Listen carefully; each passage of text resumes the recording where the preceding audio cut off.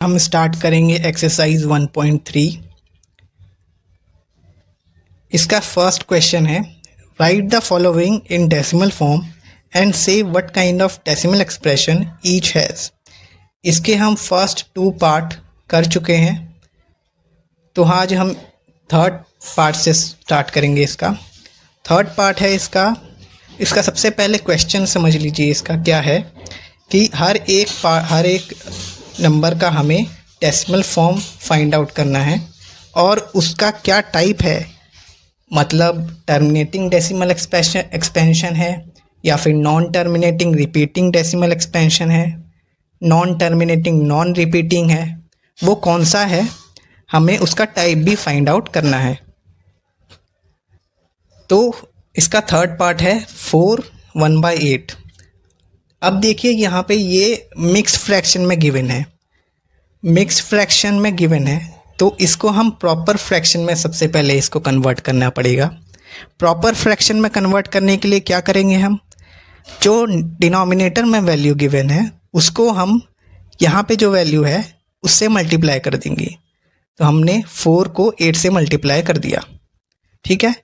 जो न्यूमिनेटर में वैल्यू है उसको हम फिर उसमें ऐड कर देंगे। 4 × 8 ऐड कर दिया हमने उसमें 1, 4 × 8 ऐड कर दिया हमने उसमें 1, 32 + 1 = 33।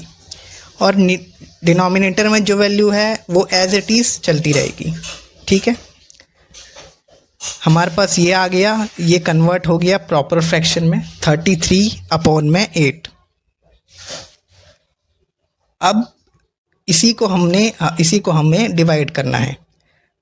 जिसको डिवाइड करना है उसको अंदर लिखना है, जिससे डिवाइड करना है उसको बाहर लिखना है। हमने डिवीजन में मेथड जो सीखा हुआ है उसी तरीके से करना है हमें। 33 8 लिख दिया हमने यहाँ पे। अब 8 4 जा 32 होता है। 8 4 जा 8 के टेबल में 4 टाइम्स में 32 आता है और 32 33 से छोटा भी होता है। तो यहाँ पे आ गया हमारे पास 8 4 जा 32, 33 में से 32 को माइनस किया हमने, तो आ गया हमारे पास 1 आ गया हमारे पास यहाँ पे रिमाइंडर, फर्स्ट रिमाइंडर 1 आ गया। उसके बाद देखिए कि 1 तो 8 से छोटा है, तो हमारे पास हमको यहाँ पे 0 लगानी पड़ेगी। जैसे ही हमने यहाँ पे 0 लगाई, ऊपर हमें पॉइंट लगाना पड़ गया, तो हमने यहाँ पे पॉइंट लगा दिया है 4 के बाद, ठीक है जी। 8 1 जा होता है हमारे पास 8, तो 8 यहाँ पे हम अगेन लिख देंगे। 10 में से हम 8 को माइनस करेंगे, आंसर आया 2। यहाँ पे 2 आ गया आंसर।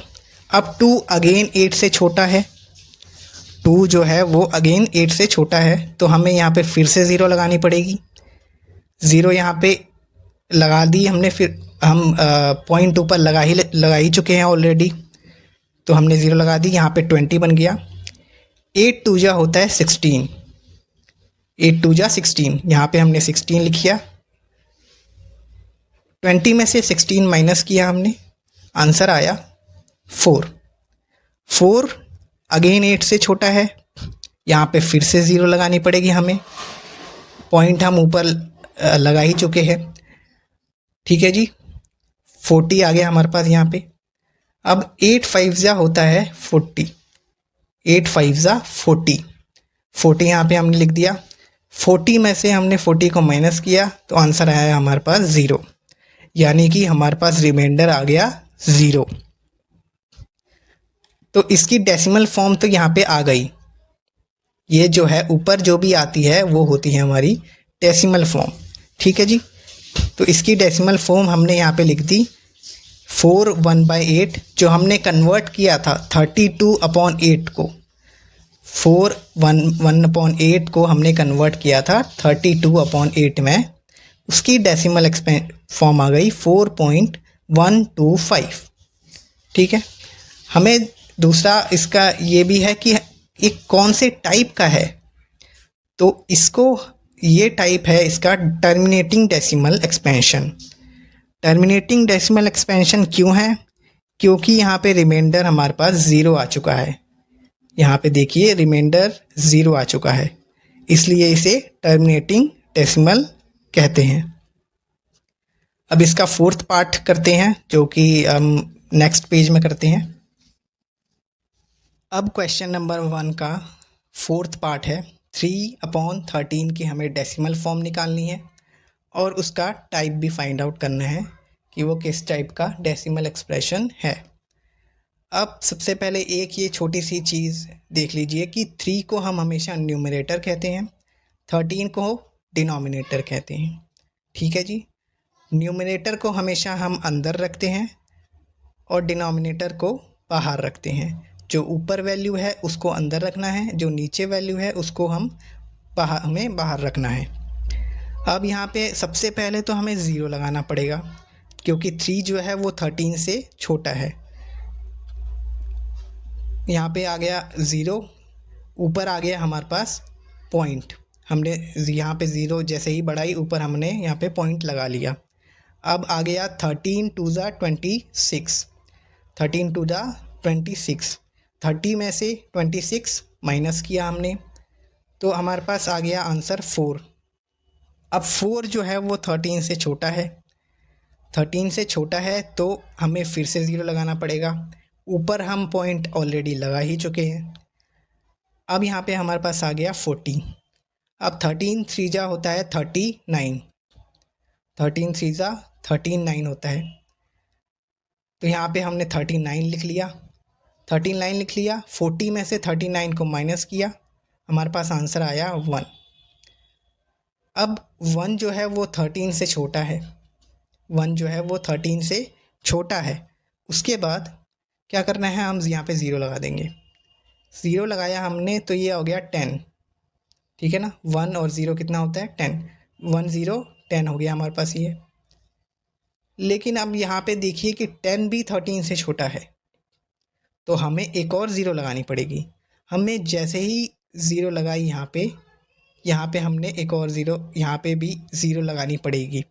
देखिए सबसे पहले तो हमने यहाँ पे ज़ीरो लगाई, वो तो लगा ही सकते हैं क्योंकि हम पॉइंट ऊपर डाल चुके हैं।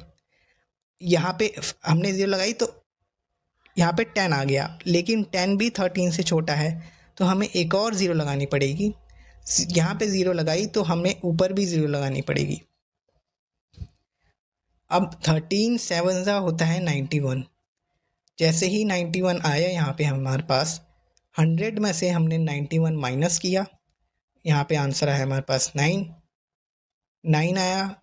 हमें यहाँ पे हम ज़ीरो बढ़ा देंगे, एक ज़ीरो बढ़ा देंगे, पॉइंट ऊपर हमने ऑलरेडी लगा ही चुके हैं।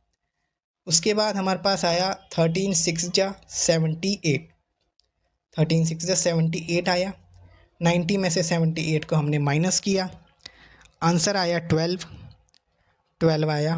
12 भी 13 से छोटा है, 12 जो है वो 13 से छोटा है।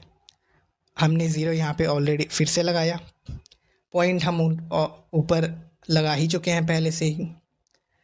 जैसे ही हमने पॉइंट यहाँ पे ज़ीरो लगाया, उसके बाद 13 9 ज़ा 117 होता है। 13 के टेबल पे 9 टाइम्स मल्टीप्लाई करेंगे तो 117 आएगा। ठीक है, तो यहाँ पे हमने 117 लिख दिया। यहाँ पे आ गया हमारा पास आंसर 3। 120 में से 117 माइनस किया, आंसर आया 3। अब देखिए यहाँ पे 3 आंसर आया, हमने स्टार्ट ही 3 से किया था। यहाँ पे भी हमारे पास 3 आ गया, हमने स्टार्ट भी 3 से किया था। तो इसका मतलब ये डिजिट्स ऊपर फिर से रिपीट होना स्टार्ट हो जाएंगी। ठीक है, ये डिजिट्स फिर से रिपीट होना स्टार्ट हो जाएंगी, इसलिए इसका डेसिमल एक्सप्रेशन ऊपर आया हमारे पास ये। इसलिए इसका डेसिमल एक्सप्रेशन इसको हम इस फॉर्म में एक्सप्रेस कर सकते हैं। बार हमने क्यों लगाया, क्योंकि वो ही digits again and again repeat होना स्टार्ट हो जाएंगी। अब आप इसको फिर से बढ़ाएंगे, आप इसको फिर से डिवाइड करते रहेंगे, 30 से यहाँ पे करेंगे, फिर से अगेन 26 आएगा, 4 आएगा, फिर यहाँ पे 4 ज़ीरो लगाएंगे, वही सेम डिजिट्स यहाँ पे अगेन रिपीट होने लग जाएगी। तो इसलिए हमने यहाँ पे बार लगा दिया, और इसीलिए हम इसको non terminating repeating decimal expression कहते हैं।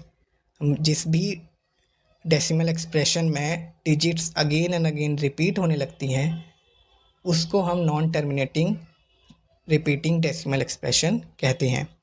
Next question, next part, 5th part हम इसका करेंगे अगले पेज में।